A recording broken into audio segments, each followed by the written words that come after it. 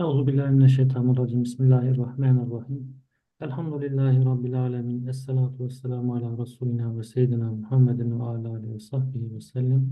Rabbi şrahli sadri ve yessirli emri ve nukteten min lisani. Esselamu aleyküm ve rahmetullah. Inshallah, we are going to continue from the point that we were left the last week. We were reading through the four sentences. The first one was Inni lestu maliki, I'm not the owner of myself. And the second was death is real. El-mevtu hakkun. El-mevtu hakkun. So we will continue from the second sentence. Second, death is real. This tremendous world cannot be built on the columns of this life and body, for they are not eternal or made of iron or rock. In fact, they are made of flesh, blood, and bones. A variety of different things congruently come together for a few days, yet remain poised to pass away at any time. How can a palace as vast as the world be built on expectations alone on this frail and corrupted foundation and decayed and slack column? So, I will only read this sentence for now. So, Kolin Hocam, Nazif Hocam, so inshallah, any of you can start. So, both of you are welcome to comment on this point.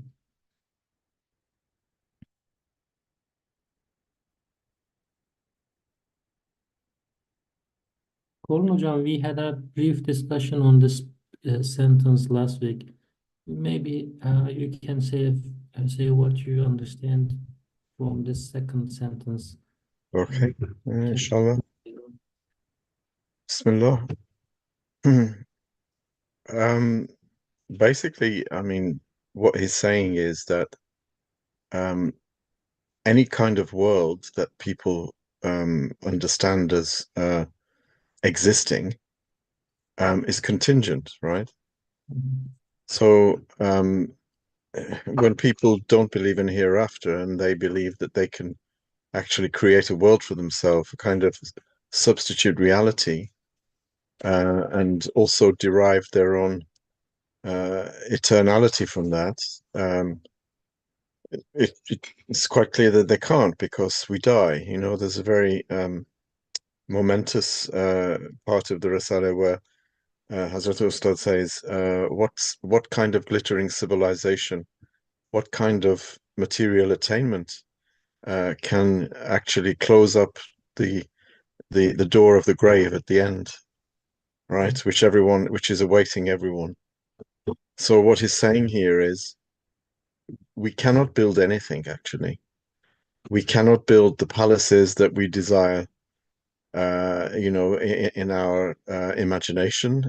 We cannot build an eternity for ourselves in this world. We can't build anything. We can't create anything. So the world comes together out of his command, and human beings are not made for eternity in this world. And he says not made of iron or rock, which is interesting, because iron or rock is they are seen as being something very strong, very robust, very enduring, but even they rust and they perish. So basically what he's saying is, death is everywhere, death is ubiquitous, death touches everything. And therefore you cannot build a world, you know, from your imagination and try to live in it, because we don't have the constituent abilities to do that. We don't have the ability to do that. We don't have the material to do that. We don't have the will to do it. The only thing actually that is certain is that we will die. So when the first one was, I do not own myself. Second confirms that, because if we did own ourselves, then why would we choose to die? So death is very real, and it confirms that we don't own anything, because no one would choose to die. No one. We want to stay alive. We want to be eternal. We know we're created for eternality. We're created to be around forever. And that's why we only taste death. But it's very real. We leave this world, and if you don't believe in another world after this, this is all there is, then you're done for. So either life is short, or whatever we are taking pleasure from, that being's life is short. So either we go away, or the source of pleasure goes away. So death is applied to us in this case in the sentence, but death is the destiny that everybody is doomed to. Uh, thank you, Kulin Hocam. Nazif Hocam, can you hear me?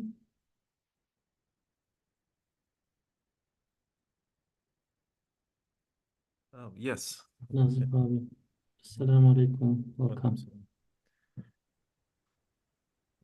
Yeah, I totally agree with just what you guys said, and the only just part that I just reminds me from the 20th letter.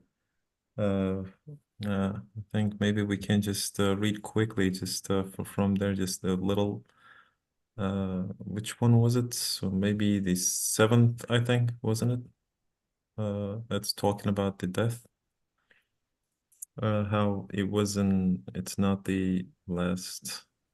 I think you guys may remember better than I do. If you want to share your screen, I can let you do so, abi. I think I couldn't find it immediately. It's just 20th letter. Wasn't it the first part?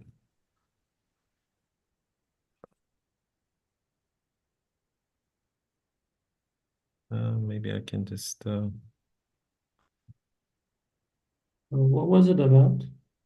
it's about from 20th words. It's taught. It's I think it's talking about how death is not. So what I was gonna say is that, so as Kulnujam said, uh, it's not in our choice, right? So it's basically just, it reminded me that how we cannot. It's out of our hands, right? This whole life, and yes, death is real, and we come to accepting the terms, right? So just there is a full just acceptance, I think. So, and it's just basically, if it were in our hands, of course, I'm just, no one would have wanted to die, and but it is real, and you come into terms like just saying that, yes, oh Lord, okay, I accept it, because you sent me to this world.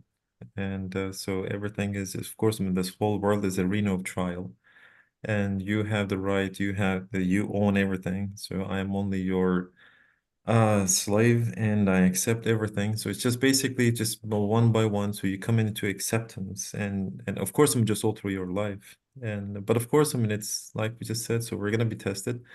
But again, so that death is somehow like, I mean, just always hanging in there. But that 20th letter, I think it's talking about, so like how death is not, of course, I mean, it's not basically the last kind of thing. So it's not so it's where it is almost kind of just opening a door. It's because, and yes, I mean, it's right in front of us, like the seeds and everything, just that they die. But of course, I mean, it just gives another uh life a chance to live, something like tree or something. So it's basically, there are tons of like messages that Allah Almighty has been sending to us, and those are the letters that we need to read.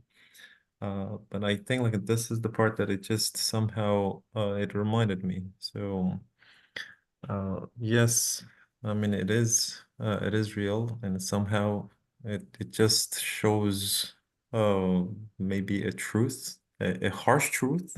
Mhm. But yes, and we have some examples right in front of us, and like this in this winter time, so no one maybe just, I mean, if time did not, if the world was not dynamic, so, and then we would have said like, yeah, just, I mean, I don't think like we're gonna be able to eat any cherries or this and that. So because I mean, look at outside. So it's everything's under snow, and it's cold, and all the trees are dead. But now, as soon as we go into that part, so yes, the seeds start, yeah, just given, just, and they are dying under the soil and earth. But then just boom, inshallah, so everything is gonna blossom. So it's the same way. So yes, the death is gonna be opening a door for us, and inshallah, and just hopefully just the better kind of course, I mean, the real life is gonna open itself. So in that respect, yes, it is real, but at the same time, it's not the end. So it's actually uh it's another kind of beginning. Yeah, that's what I was gonna say. Thank you. Okay. Thank you, Abi. I have a question about the way Ustad has posed this reality. Ustad says death is real. So nobody would argue against this. I don't think if we, choose 100 people and then ask whether they agree or disagree with this phrase, all of them would agree. So in that case, this statement seems trivial. I mean, Ustad is stating the obvious fact. So to me, the value of this phrase is in its ability to remind someone his or her reality. So this is how should I say, the psychological condition of individuals is unlikely to admit by their tongue of disposition that they agree that death is real. Uh, so would you say anything about this? I mean, this phrase is kind of trivial because everybody would agree, but Ustad at the end of the day decided to put in this sentence among the 4 sentences that he learned throughout his life. I think that death isn't real for most people. They may say it, they may accept it, but they don't internalize it. So if you don't internalize it, you don't think it's real. No young person thinks that they will ever die, even thinks about it even, right? Because it's counterintuitive, actually.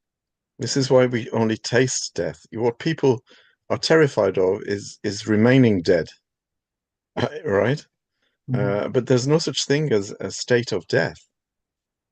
It's a taste. It's like saying that, you pass from one room to the next, and you have to pass under the top of the lintel of the door, right? So you have to pass through the door frame, right? So if your body touches the door frame, you could say that you've tasted the door frame, you've touched the door frame. That's how it will be.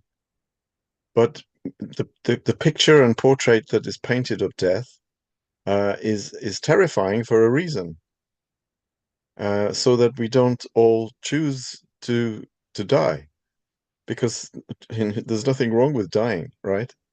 And it means going from one place to another. But people don't understand it like that. They think it's non-existence, and that's why they're terrified of it, and that's why they don't want to admit it's real. This is why the whole of society is in rebellion against the notion of death. And this is why all entertainment exists. This is why drugs exist. This is why alcohol exists. To deaden people. Strangely enough, we're using the word deaden, to deaden them against death.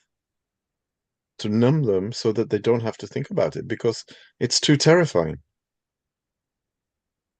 So when Ustad uses death is real, it seems as though he's stating the obvious. But he's not, because for many people it's not obvious.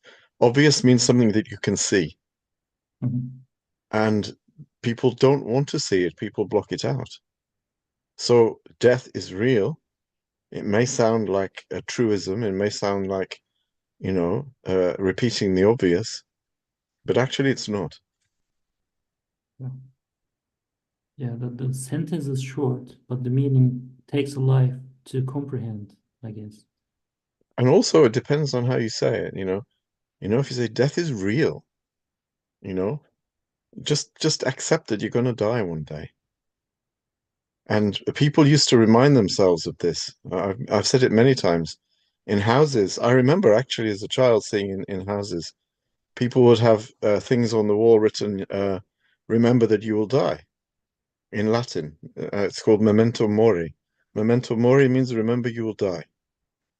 So, like my grandmother and my great grandmother, they would have had these things on their walls to remind them of death.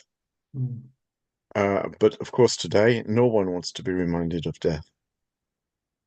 Mhm. A hadith is saying, "Akthiru dhikra hadimul lazzat." Uh, Repeat the.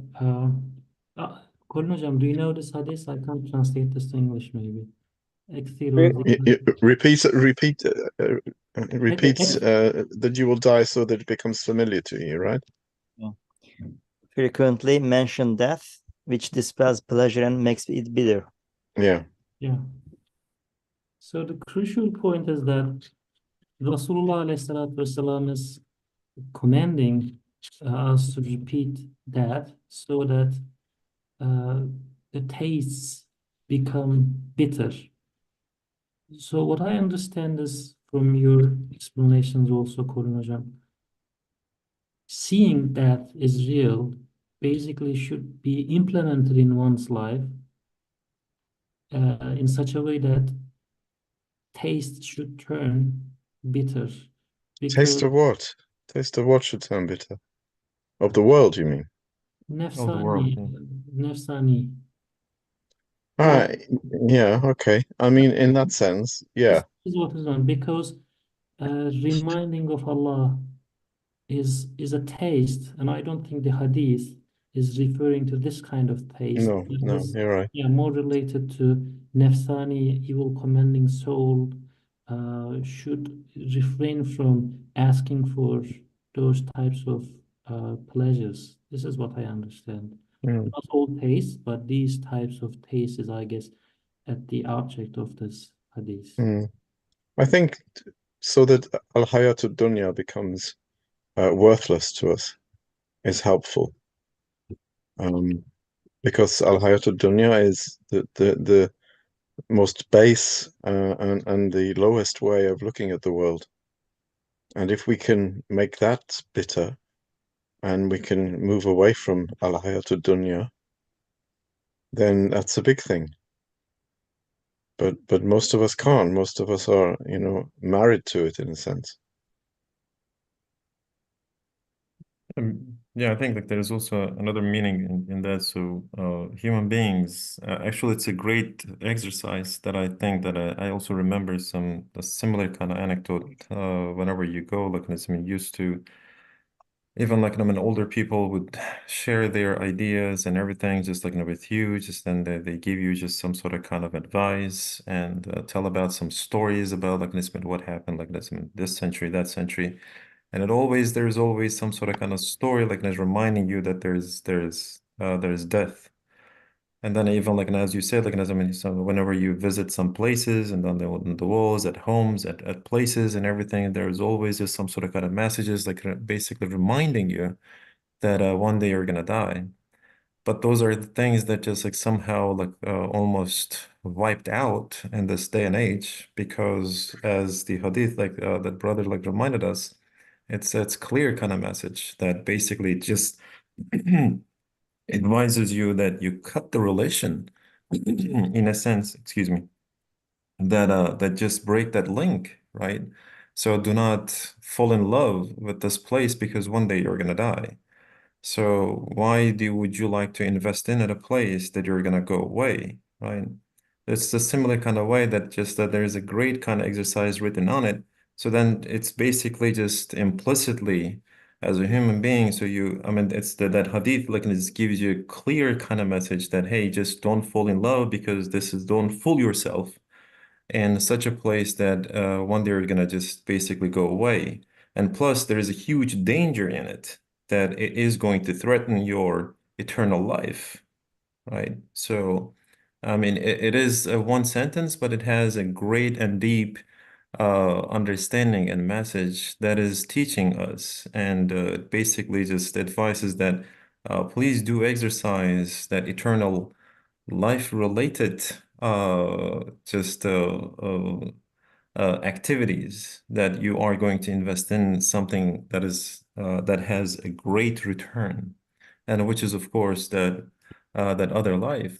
So, and plus, of course, I mean, just marifatullah, that just like please just do try to find the real taste, the real kind of just that investment that is going to be useful and beneficial for you.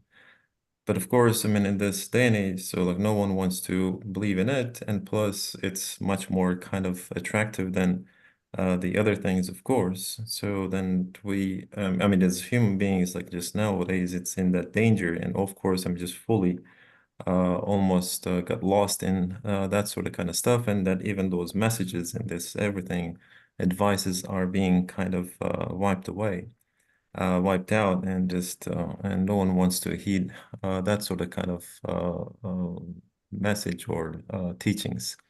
But totally, it's a short sentence, like short paragraph, but it has a great kind of a message for us, that just to distinguish what is real and what is not. So yes, death is real. So that means, so whatever the message that I'm going to get out of it, or whatever the teaching that it is want me to heed away, like as in to listen, and of course follow, is a lot more important. So that means, yeah, I have to spend a great amount of my time to investing in something that is real. Yeah. Thanks. One aspect comes to my mind, Said Nursi Ustaz, adding this sentence to his the result of his 40 years of life and 30 years of knowledge, pursuing knowledge. So it must be very important, and I connected it with the treatise of sincerity. Ustad is mentioning in the treatise of sincerity. It is gaining sincerity is most essential, because of it is it is the greatest strength. It is most important principle in the life, to gain the sincerity, because all our deeds are bound to gaining sincerity. So in this treatise of sincerity that Ustad is advising to read at least fortnight, so he is mentioning the death very importantly, gaining for gaining the sincerity. One of the most effective means of attaining and preserving sincerity, it is the contemplation of death, Rabatay Maut. So he is especially mentioning this. So it is showing how important to understand the reality of death, al-maut haqqun, so the reality of death. And it, as Colin Najam mentioned, it's not easy to internalize it. So it took for Said Nursi's 40 years of life to digest, to understand this point. So it must be a lifelong process to understand this reality, to internalize death, and to act accordingly, to be preserved from the delusions of the evil commanding soul.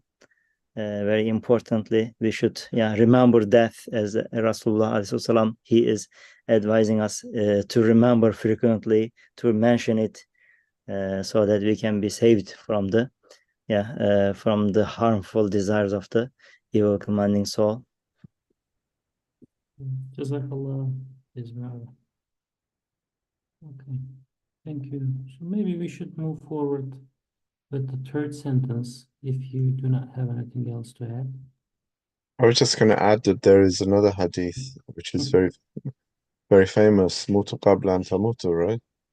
Die before you die, which is sometimes misunderstood to mean, you have to adopt lots of Sufi ascetic practices and, fast all the time and pray 24 hours. I don't think it means that at all. It means give up your ownership, you know. This is why, you know, when Hazrat Ustad says, I'm not my own owner, you know, death is real. These are connected in another way. Death becomes easy for us once we give up ownership. And I was interested in Nazif's, he uses, maybe this is, for him, it's par for the course. He uses economic terminology sometimes, or it appears that he does, because he's an economist, he's a very, very well-known economist. But he was talking about investing. We shouldn't invest in this world because we don't have any capital. So how can we invest? You know, Allah asks us to give him a beautiful loan, but we don't have anything. We can't. What do we loan him? Well, You know, that's this is a saying tanazulat. You know, or lifetime as the capital in one treatise is saying. Maybe we should add this. Well, maybe, but the names of Allah are, you know, are what in our Risale-i Hazrat Ustad says that there are small samples or examples of the names of Allah in us. Well, of course, they're not actual samples, they're reflections, and we own them. We exercise ownership over them, and necessarily, as he says in that Risale, in order to be able to make comparisons. So we say, for example, just as I build my house, therefore the creator of the universe must also be a builder, right? Must also have the ability. Whoever created this universe, just as I created, you know, I built my house, then someone must have built the palace that is the universe. So we use these examples of our own, what we think are our own names, in order to make comparisons. But there comes a time when we have to give up ownership of them and say that if Allah is absolutely powerful, then my power must be metaphorical. In other words, I don't have anything to invest. All I have to give back is my ownership over the names. And that ownership comes through submission, which is taslimiyah. And so a true Muslim with a small m is someone who is giving back the names that were lent to him originally, in a sense, by Allah. And yet Allah is so Kareem, so Latif, so Rauf, that he says, give me alone, right? In other words, give the names back to me. You know, give up your ownership over the names, and then I will restore them, you know, with interest, you know, to continue the economic terminology. I'll return them to you in heaven with interest.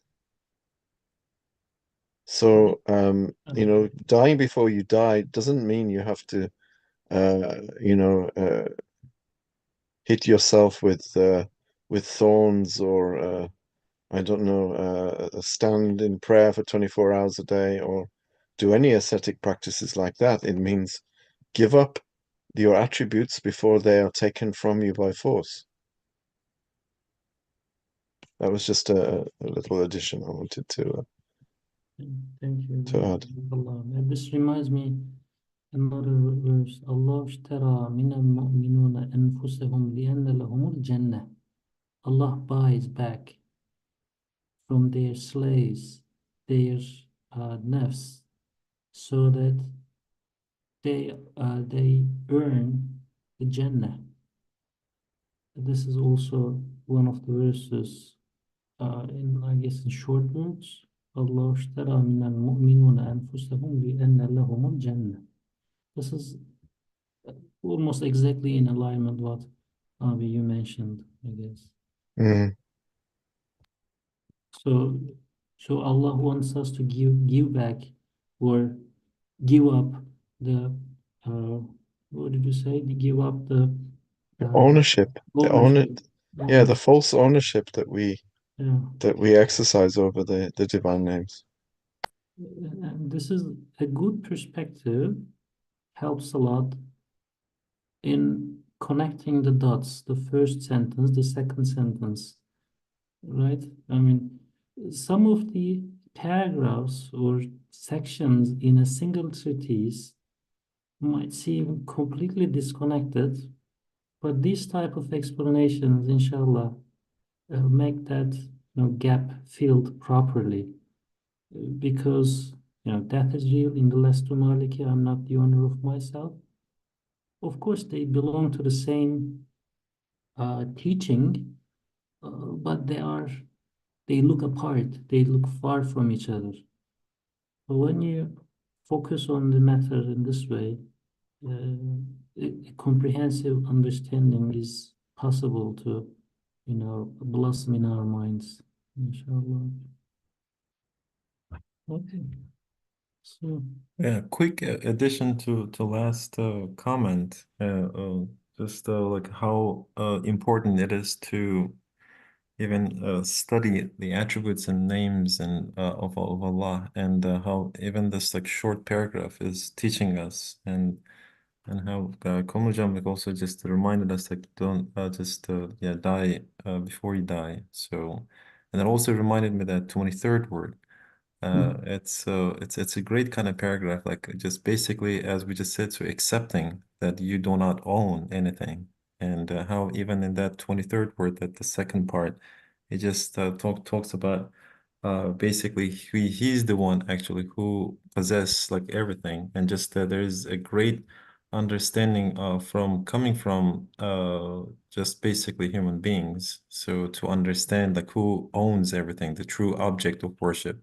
So, and there is a great kind of just, sense that the second sentence, thus, he says, like, for men in this position, the only true object of worship will be one in whose hand are the reins of all things. And this is the part that just somehow, like last week, I think it just, well, while we were reading, so it just made sense at that moment, because like death, like we just said, so yeah, it is real because he owns everything, right? So, and you cannot do anything. So like, so he holds the reins of all things, and with whom, and he goes like, are the treasures of all things, and he sees all things and is present everywhere. So even death itself, just like thinking about it, right? So accepting that it is real, now that it just opens different doors, right? Like, this is what another teachings of like Risale that I understand. So yes, so then I have to find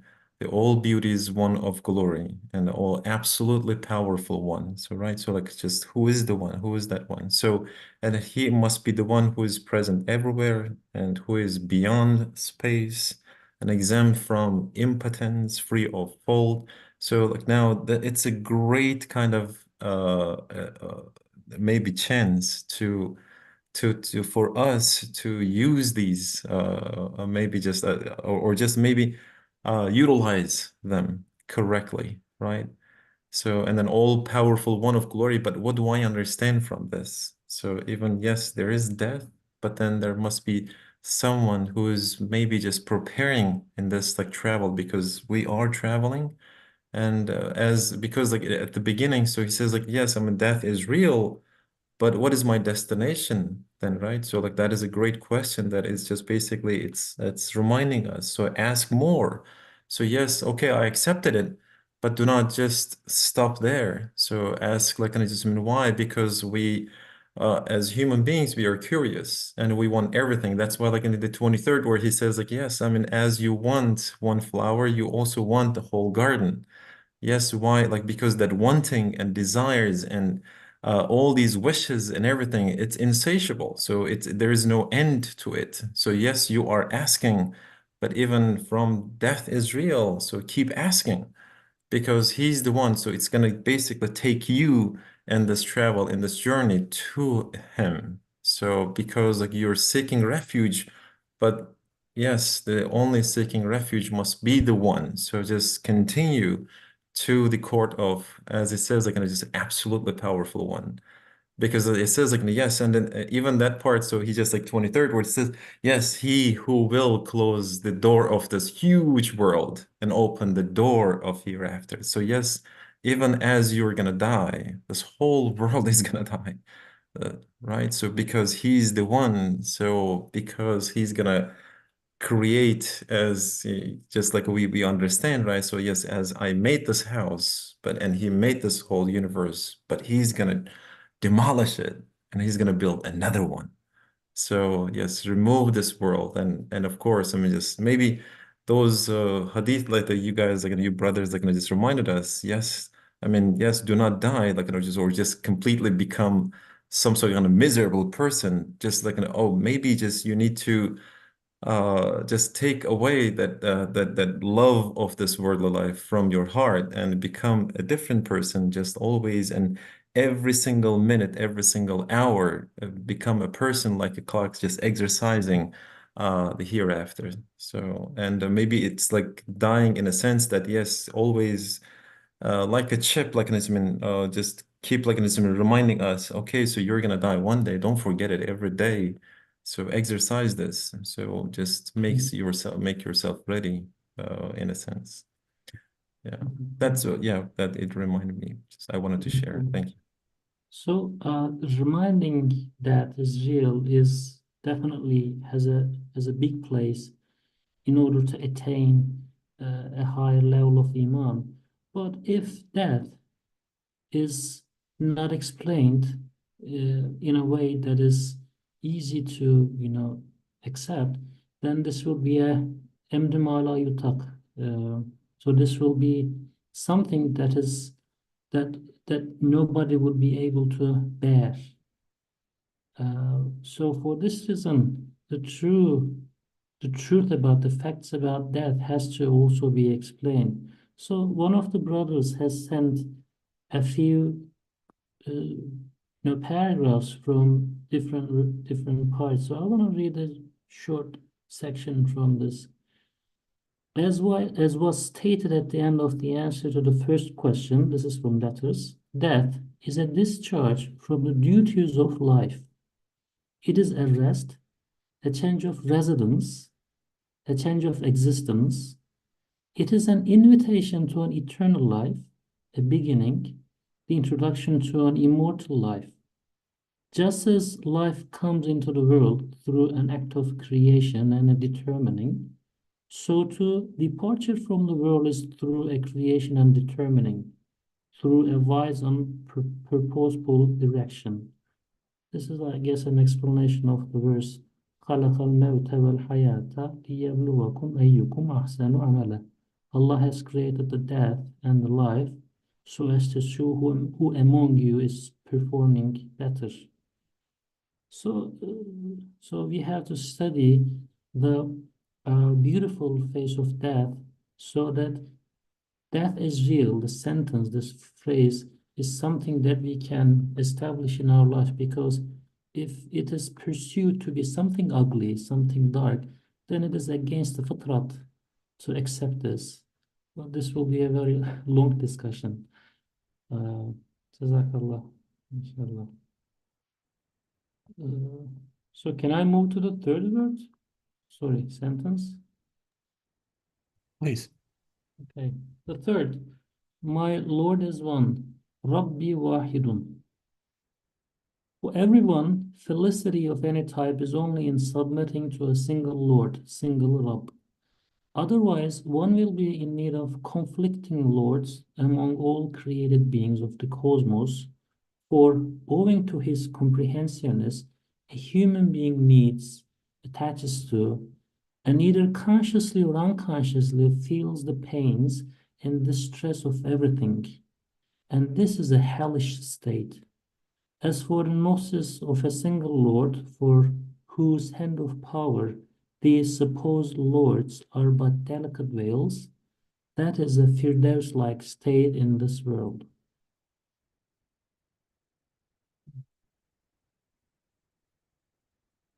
Koran Hocam, this is your turn. Sorry? You want me to say something about this third one? Sorry? Well, we've seen. Sorry, I didn't get your question. I didn't ask a question. I just wanted to lead the All right, discussion. okay, sorry. Sorry. Okay. I thought you said this is your one or something. Okay. So we saw that I don't own myself, and that I'm going to die one day, right? So who does own me? Clearly, if I don't own myself, something must own me.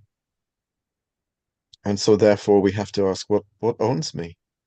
I have a connection with everything. I'm interconnected with everything. I depend on a billion things, but those things also depend on a billion things. And you can't depend on something in a real sense if that thing is itself dependent. So therefore there must be one who is not dependent, upon whom I and everything else depends. So this is where we get into the realm of Ahad and Wahid. You know, Ahad is the exclusive unity of Allah. Everything is uniquely created and uniquely positioned and uniquely fashioned at all times.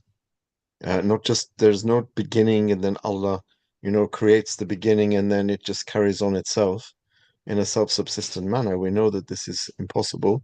So Allah is the one who uniquely creates everything at every second. And He's also the one who creates all things because of the similarities that they exhibit, because of the interconnection and the interdependence that they exhibit. He is Wahid. So Ahadiyya and Wahidiyya go together. They have to. So my Lord is one. He's the same Lord that creates the things that I need for my sustenance. He's the same Lord that creates the oxygen that I need to breathe.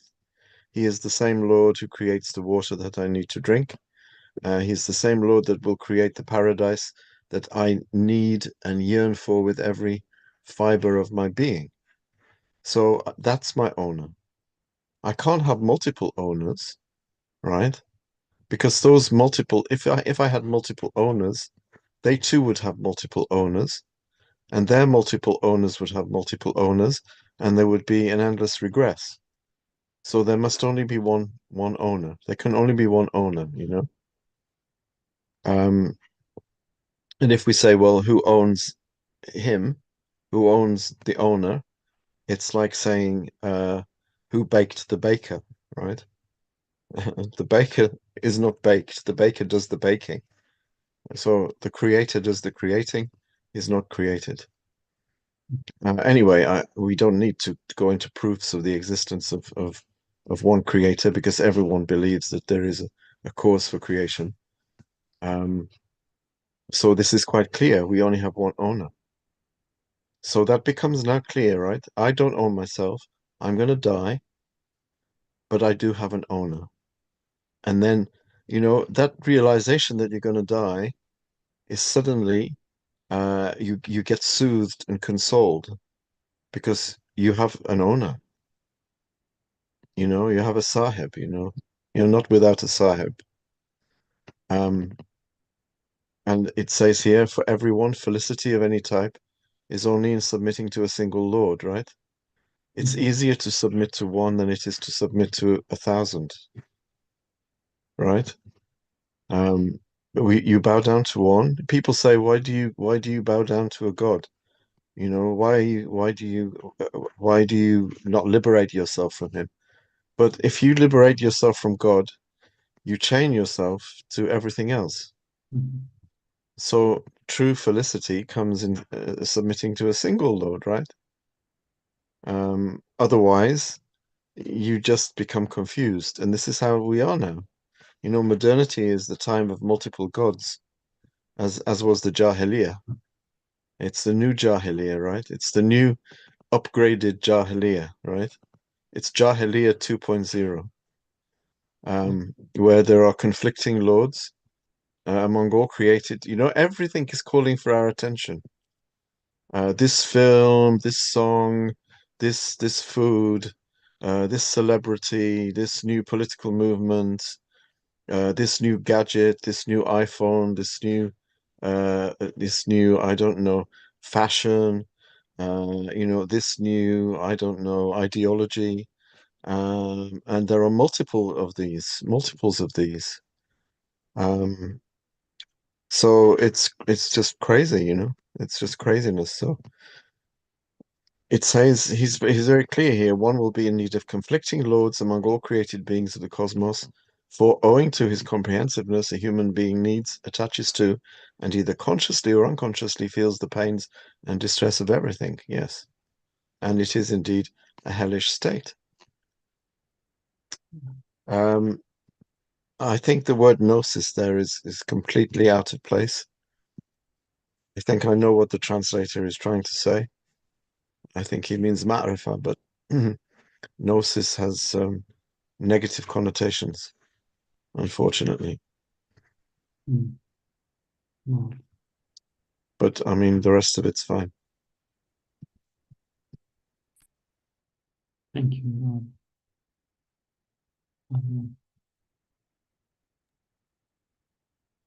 Yeah, and then there is a it's a Please great go. comment. Yeah, thank you. But yeah, just and also just as it says, like so one will in need of like kind of conflicting lords. It's a perfect explanation. Like, yeah, thank you. Yeah, seriously, especially like it's been addressing today's just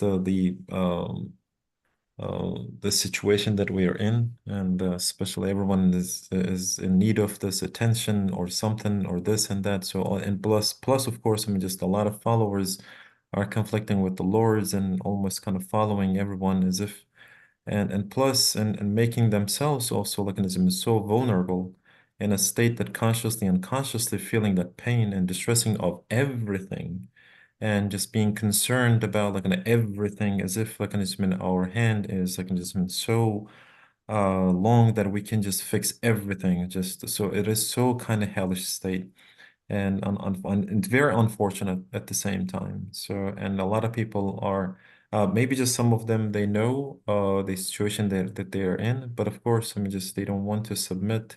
And of course, I mean, the rest of like maybe a majority of them like they don't even care, and just of course they live in a different situation. But of course, I'm just finding that oh Lord is one, is the one. So it's like right after the death, like as we just said, like it's step by step, like we're moving. So yes, and accept that fact. So like the created beings of just every look around. So the whole who created, as you mentioned it, yeah, just the creator, like find the creator, and of course, I mean absolutely give yourself in. So submit that so whoever owns everything, so whoever has the reins in his hand, so he is the one actually who is commending to the other things, right? Even like for just finding that connection and the link, even like how I am connected to the vegetables and the fruits Allah Almighty just gave to me. Just of course I'm just for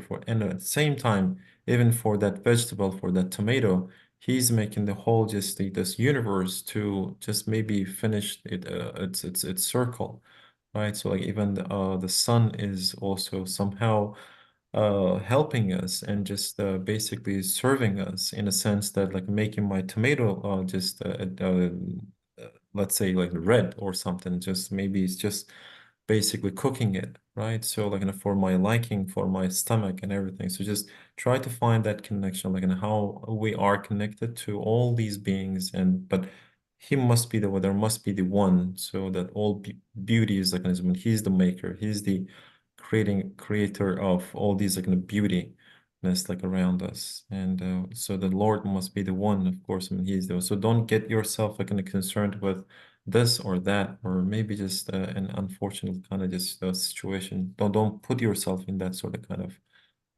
but of course yeah, so like I mean just just practicing this it's a totally kind of different kind of level. So and that's why like we need these remindings every day, almost like every day, so that we shouldn't forget. And so it's so easy to forget, seriously, among all this craziness going around us. Can I ask you a question, Nazif? Oh, please go ahead. Do you think this is, I mean, a serious question, what you've Mhm. just said, this craziness all around us, and Mhm. do you not think that the advertising industry and the entertainment industry, the television industry, the film industry, they play on this? It says here that we bow down to thousands and thousands of lords, and we feel the pain and distress of everything. Increasingly over the last 20, 30 years, the adverts and the advice that we get from the self-help books and from the self-appointed experts and the gurus, like, for example, today, too much meat is bad for you. Tomorrow, eat lots of meat, it's very good for you. Milk is bad for you, milk is good for you. If you do this, you'll get cancer. If you don't do this, you'll get cancer. Adverts for health Mhm. insurance and this disease and that disease. It is constant. Mhm. It's constant, and what it's playing on is it's for control. This is how I see it, or am I thinking too conspiratoriously? Is am I thinking in maybe too cynically that what they're trying to do is actually tie us to as many different things as possible to keep us distracted and to Mhm. keep us busy and to keep us quiet. Oh yeah, absolutely. No, no, no. I mean, I don't see any conspiracy in it, of course. I mean, just because when you start like studying and when you start like seeing this like in a connection and everything, so there's as you are basically it's just like they're feeding on attention. So as more attention as they get, of course, when that means like just basically it is translated into more profits. Mm, So if like it's everyone is somehow concerned with all these like things around us. I mean, yes, there's a beauty in it. Globalization, it's making like it's been almost like this whole global kind of world as a small kind mm, of village. But at the same time, it creates a huge kind of treasury, a huge, of course, I mean, just pot of profits. And mm, of course, I mean, as you are getting more attention, that means like it just basically it just creates like a much more business. But mm, studying this and seeing some sort of that maybe just a trade side of it, an economic side of it, it is kind of nice. But at the same time, it's a huge kind of risk and huge danger in it and harm because a lot of people, and especially youngsters and everything, so just since they lack of experience, of course, they fall into like an, it's been the wrong side of it, which is mm, danger is like 90% side of it instead of like mm, studying, understanding that the beauty, this connectedness is like really nice to see, but it is a huge kind of pit that it is so easy to fall into, which of course mm, becoming there somehow maybe a fish in a net, so that I can say, because that cast is like kind of getting larger and larger, as you said, because of that. So like they're casting that is like so large and it's not easy to get caught upon it. And of mm. course, I mean, just boom, all of a sudden you become one of it. So one of their hunts, unfortunately. Someone sent me a video of someone who'd had started off having a few, I think, is it Botox injections, Hmm. and ended up spending £300,000, Hmm. which is like $350,000 on plastic surgery, and now looks like a monster. Oh, Um, yeah. because, they tell us all the time, Hmm. oh, you look too old, you've got too many wrinkles, Hmm. your hair's gray, you need Hmm. this, your hair's falling out, you need this, your nose is too big, your Yeah. nose is too small, your eyes are drooping, all of these things. This is constantly being bombarded. Hmm. And if you are, in a sense, fragmented, and Hmm. modernity is the time of fragmentation, right? And Hmm. Hmm. specialization, Yeah. because it's against unity, right?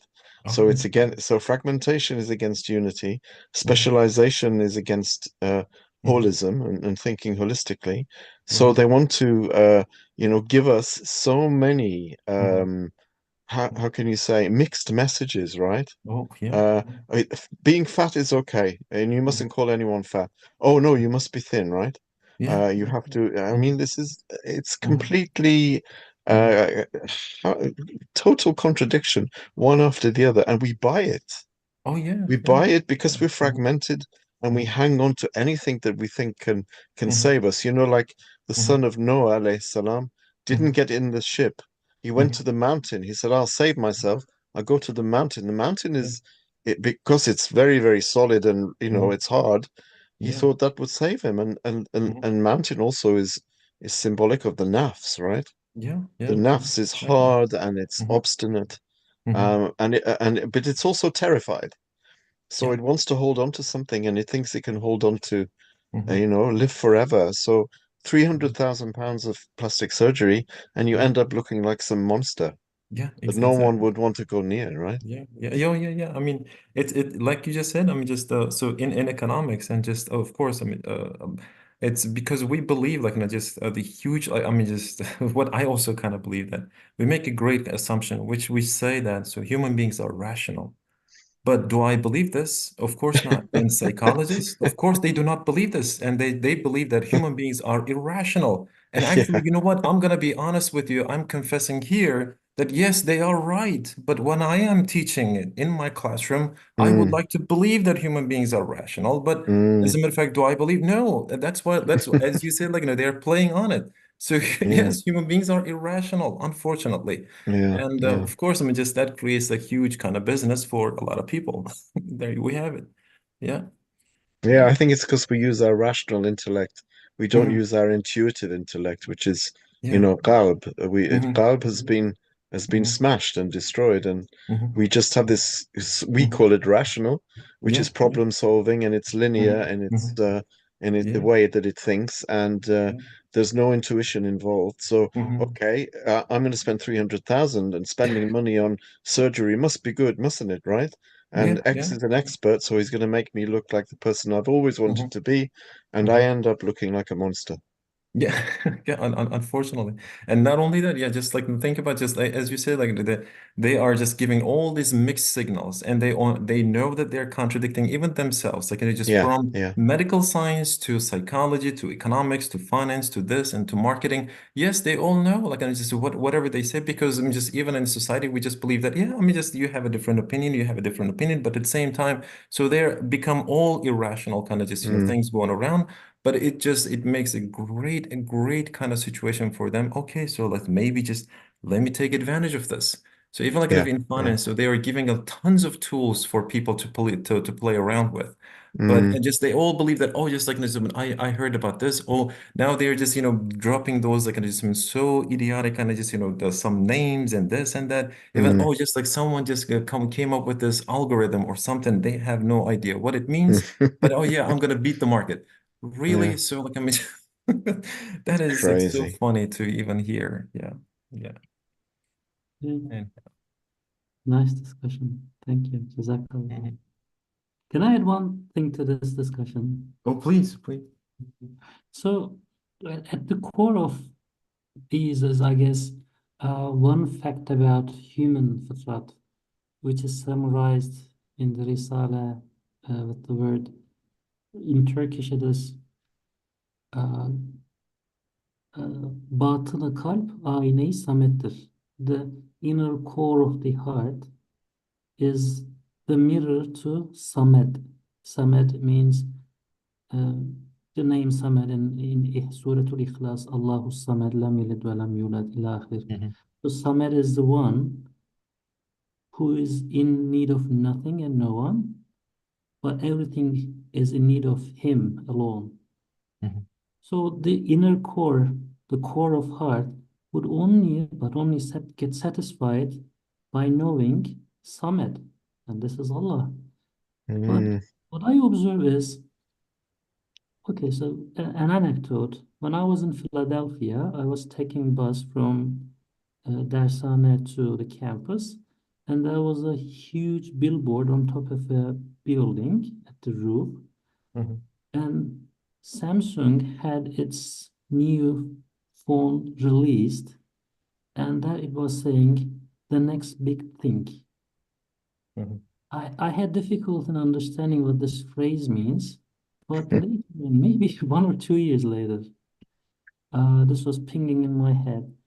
But 1 or 2 years later, I understood this.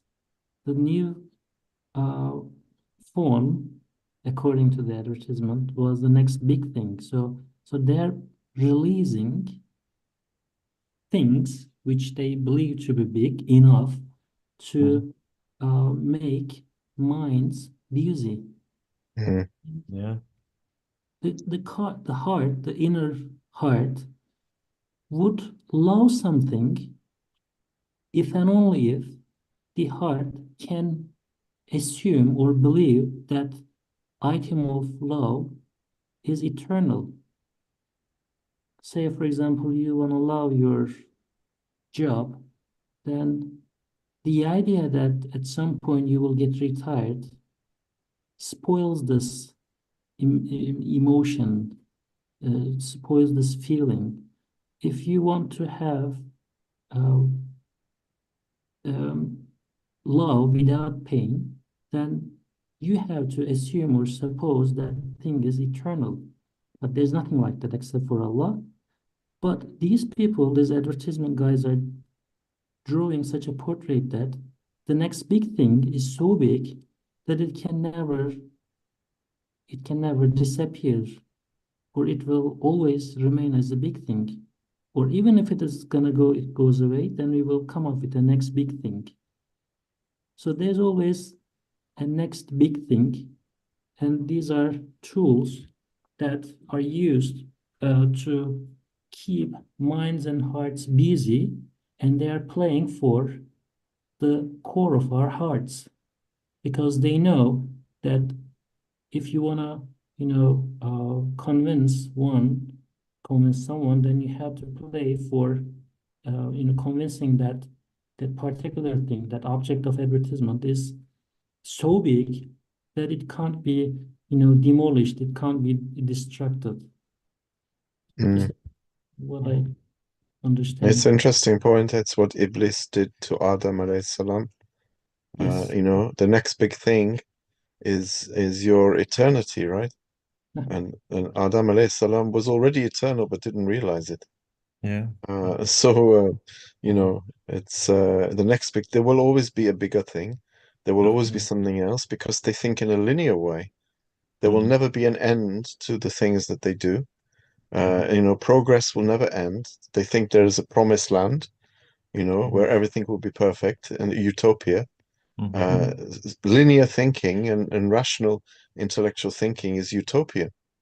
All of the big, socialism, fascism, communism, capitalism, they all believe in a paradise, but that paradise is on earth. So they're going towards that, and of course they can never get there. Yeah. They can never ever get there because paradise is perfect and this world isn't.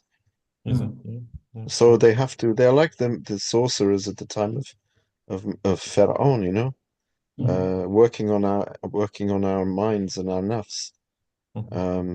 Telling us that we need this because if you don't eat this or if you don't use this, no one's going to love you. No one's going to like you. No one's going to even want to look at you. Eat this. This is use this. This is the next big thing. There will always be a next big thing, right? This is why Allahu Akbar, right? He's bigger than all next big things. And we will never be satisfied by the next big thing because we know there'll always be another next big thing round the corner that we will be waiting for. Right. And this is just pure sorcery, right? Oh yeah, it is. It is pure. Yeah, exactly. Actually, Ustad is explaining the verse نَفَّاسَاتِ فِي لُقَطٍ, whispering to the notes, whispering to the knots. Yes. He's telling that these are spell-like policies. I can't remember the exact phrase, but It's interesting, isn't it? Nafathat fil uqad. Those who blow on the knots. Knots are what tie us to things. And blowing is like giving it life, right? So blowing on the knots, they're tying us into all of this rubbish, and they're blowing on it to make us think that it's real. So those ties become real, Oh, my iPhone, I have this new iPhone, and this, that. I remember I came very late to mobile phones or cell phones as you call them. I didn't get one till 2006. I just hated the idea of I could be contacted anywhere. But anyway, I bought into it in the end, and then someone said, get an iPhone. Okay, I got an iPhone, and then I think iPhone 4 was the last one I had, and I never really used it as a phone, and it was just pointless. So I mean, we buy into these things, and they tie us, and they make us think that these are the important things in life. Right. You know, everyone else was so thrilled when I bought my more excited than I was when I bought my new iPhone 4. I remember. Yeah, yeah, yeah, I remember. because Yeah, it increases the value of whatever they are just interested in. yeah, and also Mm. it justifies them buying one as well. Exactly. Yeah, because Yeah, that's like how it just that's like how they are like it's being fed. So because that it connectedness like I mean basically makes a huge kind of product of Twitter, huge product of Instagram and everything. If yeah, everyone's interested in it, because it just monopolizes yeah. the whole market. Yeah. And but yeah, it's Nevertheless, Elijah, unfortunate. Yeah. it is good to be able to reach out to you through WhatsApp. Mhm. So keep that phone with you, inshallah. Yeah, WhatsApp. Yeah, WhatsApp. Mhm. No, I'm not against phones. I'm not against any Mhm. technology. Right. I mean, I enjoyed learning about it, but I mean, I know it's a double-edged sword, right? Mhm. You Oh, can yeah. use a knife. You can use a Mhm. knife to take Mhm. out someone's tumor, or you can use it to slit their throat, Mhm. right? Mhm. So a knife is Yeah. literally a double-edged Mhm. sword. Yeah. So is technology. So I mean, Yeah, we're not same here. against Yeah. it. Yeah. I mean, I totally agree. Like, look at the technology. I mean, it's connecting all of us. Like, it's been 20, 25 Yeah. people around here. Like, now just we're using it in a good way. So, yeah, we're not against it. Yeah, I'm not against it. Yeah. Maybe Yeah. we should Cezma, we have a discussion on hüve nüktesi. Yeah, How inshallah. is this translated? So this will be a good Mhm. opportunity to talk about Yeah, technology and how inshallah. it could be Inshallah. Yeah. employed for the good. Yeah, that'd be nice. Okay, and we are beyond our time. Oh, Uh, yeah. Did can not we even close notice that the yet. discussion with 10. your permission? Inshallah. تمام. Okay. سبحانك لا علم لنا إلا ما علمتنا إنك أنت العليم الحكيم وآخر دعواهم أن الحمد لله رب العالمين. الفاتحة.